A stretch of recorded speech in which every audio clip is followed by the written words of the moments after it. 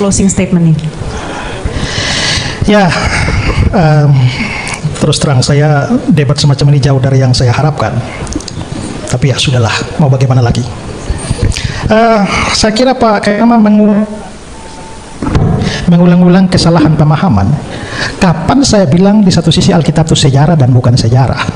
Kalau saudara tangkapnya begitu, saudara tangkapnya nggak benar.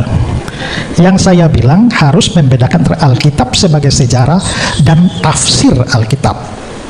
Sejarah, ya sejarah. Tapi bagaimana menafsirkan data sejarah, itu problem lain. Mengapa saya tidak mau menanggapi semua ocehan beliau tadi panjang lebar itu? Karena saya tahu bahwa itu bukan historical Jesus. Itu problem hermeneutics. Sehingga kalau seandainya debat kita itu disepakati, buang itu historical Jesus saja, mari kita adu tafsir ayat, silakan. Ya, itu saya ladeni. Saya Alkitab hari di tiap hari. Ya, sehingga menjawab yang mudah-mudahan itu hal yang mudah, tapi kan kalau saya jawab itu kita sudah lari dari inti perdebatan, ya.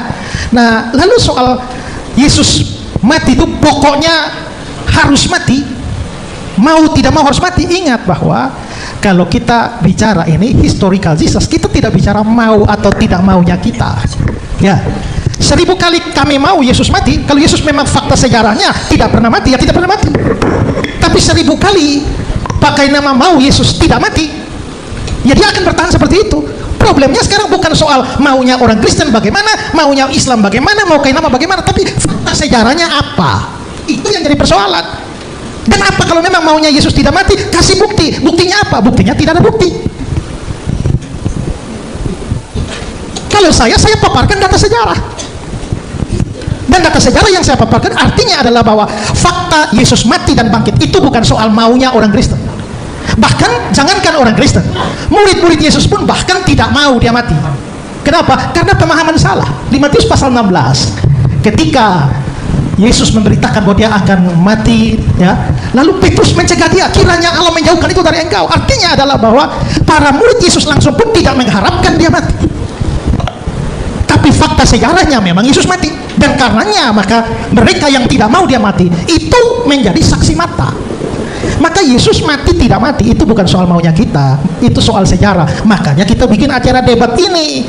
Tapi kalau yang dibawa adalah tidak ada bukti, ya selesai debat itu. Mau apa lagi kalau tidak ada bukti? Ya. Nah, terus berikut begini, ya, bahwa Yesus ini karena saya pikir tadi ya closing statement ya sudah, tapi kan masih buka itu ya. Artinya ya saya juga bisa ngomong lebih panjang ya. Nah, sekarang ya, apa sih yang menjadi bukti orang Kristen ketika percaya atau waktu kita baca Alkitab kita percaya bahwa Yesus bangkit? Ya, pertama, Alkitab berkata kubur Yesus kosong. Waktu kubur Yesus kosong, apa yang dijawab oleh musuh-musuh Yesus? Mereka langsung bikin persekongkolan bahwa murid-murid itu mencuri mayat Yesus. Artinya secara tidak langsung mereka juga akui bahwa memang kuburnya kosong. Karena itu mereka harus mencari alasan untuk menjawab fakta bahwa kubur kosong. Artinya kubur kosong Yesus itu diakui oleh para musuhnya. Nah, kalau memang kita sekarang berpikir secara logis bahwa apakah kubur kosong itu otomatis membuktikan Yesus itu bangkit? Belum tentu. Karena kalau kita hanya bersandar pada satu bukti bahwa kubur kosong, maka tidak bisa membuktikan bahwa Yesus bangkit. Karena kubur kosong itu memungkinkan bahwa secara logis ya, memungkinkan bahwa kalau mayatnya dicuri itu juga kosong. Tapi yang paling jelas adalah bahwa dia menampakkan diri selama 40 hari berulang-ulang dan murid-muridnya jadi saksi. Nah, kubur yang kosong belum tentu membuktikan Yesus hidup. Tapi kubur kosong dan ditambah dengan penampakan Yesus selama 40 hari, dan seperti kata Paulus di 1 Korintus 15, dia menampakkan diri kepada lebih dari 500 orang sekaligus dan kebanyakan masih hidup. Artinya apa? Ini bisa cross check. Ini bukan soal maunya Paulus, ini bukan soal maunya orang Kristen, tapi itu bisa dicek-recek. Semua saksi mata ada. Dan pikirkan ini, bahwa berita Injil tentang Yesus yang mati dan bangkit itu juga disampaikan oleh Petrus waktu khotbah Petrus pada hari Pentakosta. Dia bilang, Yesus yang kamu bunuh dan kamu salibkan. Dia bicara kepada orang Yahudi dan tidak ada satupun yang protes. Kalau Yesus tidak mati dan tidak bangkit, maka kata-kata Petrus tidak relevan. Tapi dia berani mengatakan itu pada musuh-musuh Kristus yang kamu salibkan, dan mereka diam terhadap hal itu. Itu menunjukkan bahwa memang kematian Yesus itu sebuah fakta yang tak bisa dibantah. Lalu Injil diberitakan dimulai dari Yerusalem. Kisah 1 ayat 8. Ya, kalau Injil dimulai dari Yerusalem, sudah tahu Yerusalem itu apa? Tempat di mana Yesus mati. Dan kalau Yesus tidak pernah bangkit, lalu mulailah memberitakan bahwa Yesus mati dan bangkit, dan mulainya di Yerusalem. Kalau mau tipu orang, mulailah di India sana, mulailah di Tiongkok sana, jangan mulai di Yerusalem, di mana orang bisa membuktikan Yesus tidak bangkit. Seandainya Yesus tidak mati, tidak bangkit. Seandainya memang dia betul-betul tidak mati, tidak bangkit. Tapi mereka berani bicara di Yerusalem langsung, kota yang akan mematikan mereka seandainya dia memang tidak mati dan tidak bangkit. Dan ada banyak teori, ya seperti teori pingsan lah. Tapi yang ngomong teori pingsan itu tidak mengerti tentang tradisi penyaliban. Ya, ada yang mengatakan bahwa Yesus itu diangkat, ya, Yesus diangkat, tidak disalibkan, tapi tiba-tiba diangkat oleh Tuhan ke surga, lalu ganti dengan orang lain yang serupa Yesus lalu yang disalibkan. Jadi aneh ya, kalau Allah memang mau menyelamatkan Yesus dari salib, kenapa pakai acara tipu-tipu? Kalau mau selamatkan Yesus, angkat saja, binasakan musuh-musuh Yesus. Kenapa masih pakai acara menipu orang dengan menyerupakan Yesus dengan orang lain? Kok Allah terlibat dalam konspirasi penipuan?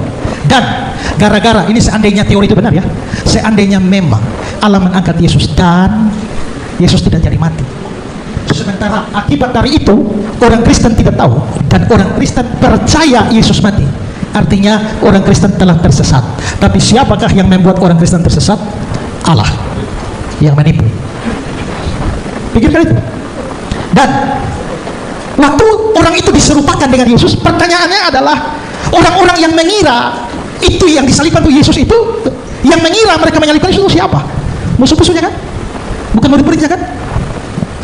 Dan kalau begitu seharusnya yang percaya bahwa Yesus tidak disalibkan, atau yang percaya bahwa Yesus disalibkan, tertipu oleh Allah, itu adalah mereka yang mau menyalibkan dia.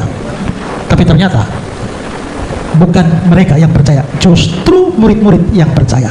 Mungkin apa yang saya omong ini sukar, tapi dengar ulang ya, lalu mikir baik-baik, pakai logika ya. Nah, sekarang gini loh, tadi Pak Kainama bicara soal ya mempermuliakan Yesus. Oke.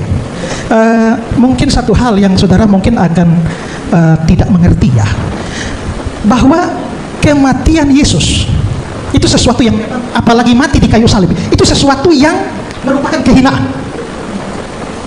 Maka Kristen menjadi agama yang paling lain di dunia karena dia menjadikan simbol yang adalah salib, yang adalah simbol aib, itu menjadi simbolnya. Penyaliban itu sesuatu yang buruk, penyaliban itu sesuatu yang memalukan.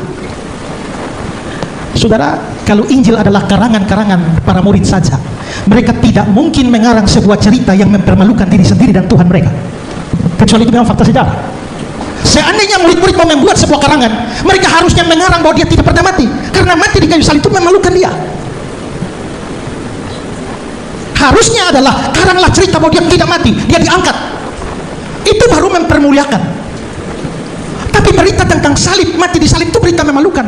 Tapi kok tetap masih mau menyampaikan berita dan pergi ke keliling seluruh dunia menyampaikan berita memalukan itu? Karena itu fakta sejarah. Maka kekristenan begitu jujur, tidak mau menipu.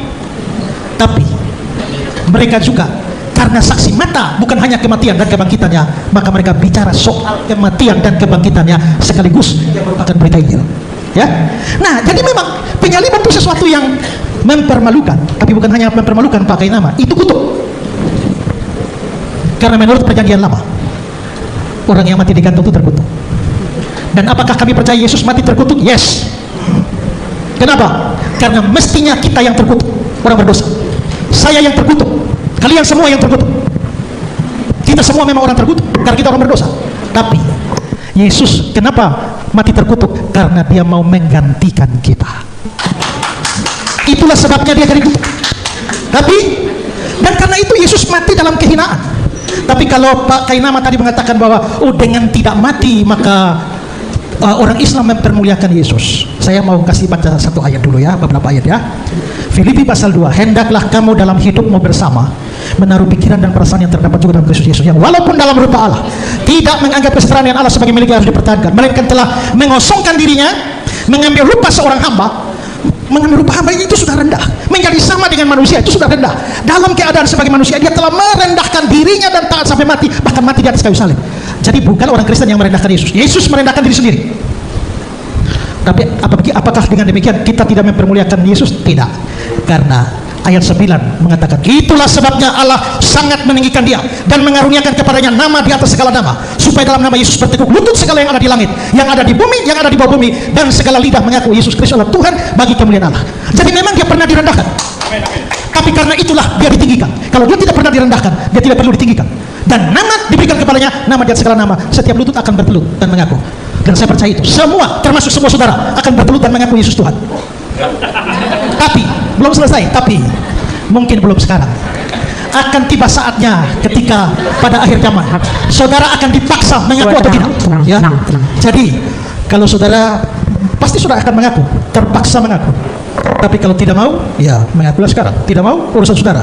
Dan ingat, kalau Pak Kainama sampai mempunyai pandangan seperti itu, Pak, menurut saya pantas Bapak jadi mualaf. Karena itu hal paling mendasar. Itu hal paling mendasar dalam Kristen. Dan Bapak tidak mengerti itu, maka wajar Pak jadi mualaf. Ya. Nah, karena itu saudara, diam, saya tidak bicara dengan saudara. Moderator yang berhak menegur saya. Dan karena itulah, maka menurut saya, ya, kita memang perdebatan kita akan berakhir. Tapi ingat ya, bahwa tadi saya sudah bilang Yesus mati dan bangkit itu penting untuk keselamatan. Saya menghargai saudara-saudara semua, termasuk Pak Kainama. Tapi Pak Kainama, ini Bapak mau tidak terima juga tidak apa-apa. Tapi kerinduan hati saya sebelum Bapak mati, kembalilah kepada Yesus sebagai juru selamat dan Tuhan. Tidak mau terima juga tidak apa-apa. Ya, gak apa-apa. Ini kan tawaran. Injil tidak pernah dipaksakan, hanya ditawarkan. Termasuk dengan ibu yang tadi pegang tangan dengan saya yang mengaku diri mualaf. Kembalilah ibu sebelum innalillahi wa innalillahi raji'un.